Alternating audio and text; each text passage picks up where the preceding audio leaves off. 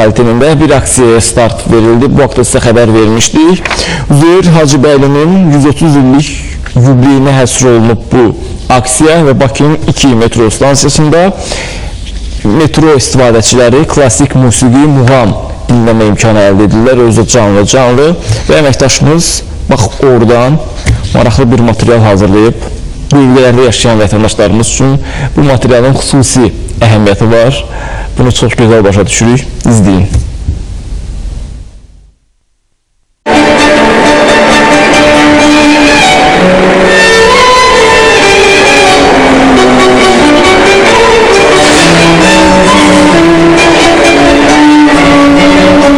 Metronun İçəri şəhər stansiyasına daxil olan və metrodan çıxan hər kəs fərqli mənzərənin şahidi oldu.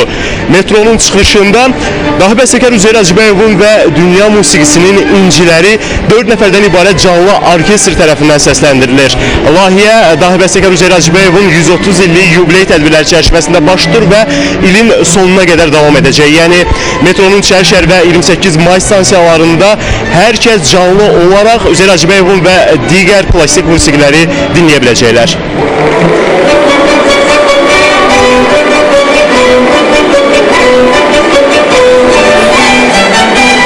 Bu aksiyada məqsəd Bakı Metropoliteni Qapalı Səhmdar Cəmiyyəti tərəfindən Üzeyir Hacıbəyovun yubileyinə diqqət çəkmək, eyni zamanda sərnişinlərə xoş təəssürat bağışlamaqdır. Bu ayın sonuna qədər, həm də ilin sonuna qədər metro stansiyalarımızda kiçik bir proqram təşkil edirik.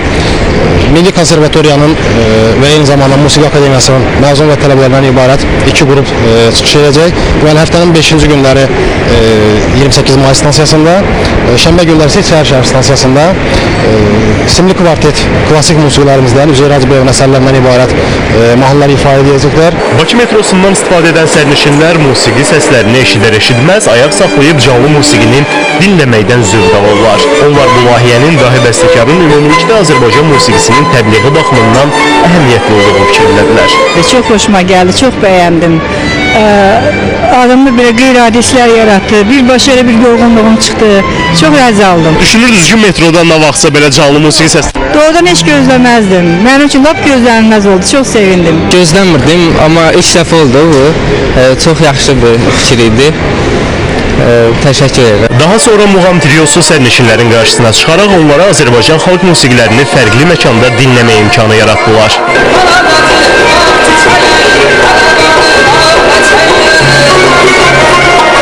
Sizi mən almışlayıram. Əhsən deyirəm sizə ki, musiqimizə belə qiymət versin, musiqimizin dahisinə belə qiymət versin. Çox sağ olun, minnətdarım. Mən də bu məmnuniyyətlə bura açacağım bu konsertdə. Müayinədə çox gözəl oxuyur.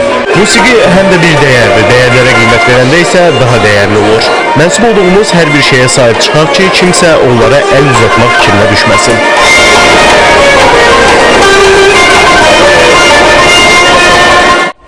Mən çox arzulayardım ki, bax bu hadisə